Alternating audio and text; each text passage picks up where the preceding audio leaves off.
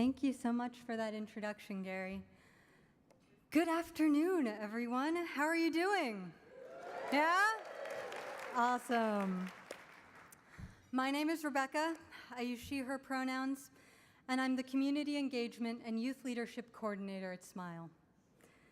This is my first fall brunch, and I am incredibly excited and also incredibly nervous, so please bear with me. Thank you.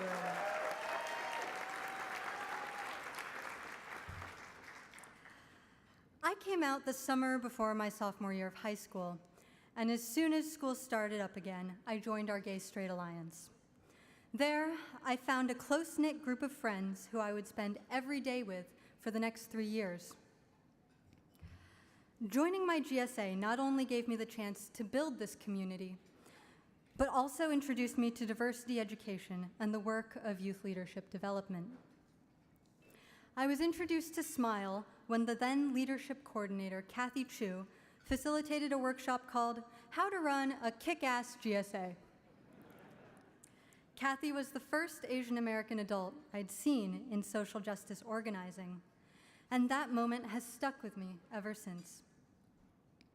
It was then that I knew that I wanted to facilitate the same kinds of workshops, but I had no idea where to start, mostly because until I met Kathy, I hadn't seen anyone who looked like me doing that work.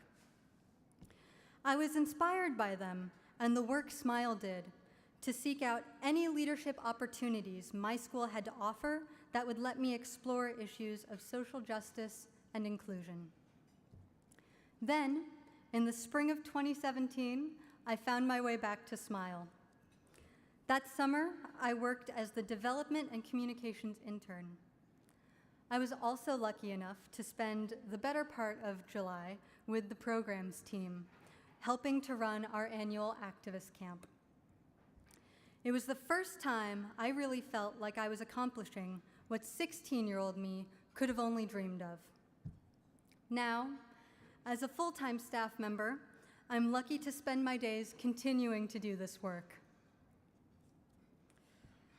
All this is to say that SMYAL's work touches youth throughout the community in a myriad of ways. As program staff, we see this every day. A month ago, our wonderful youth fellow, Paige, and I were tabling out in the community. While we were there, we noticed two girls very slowly, very shyly approaching our table.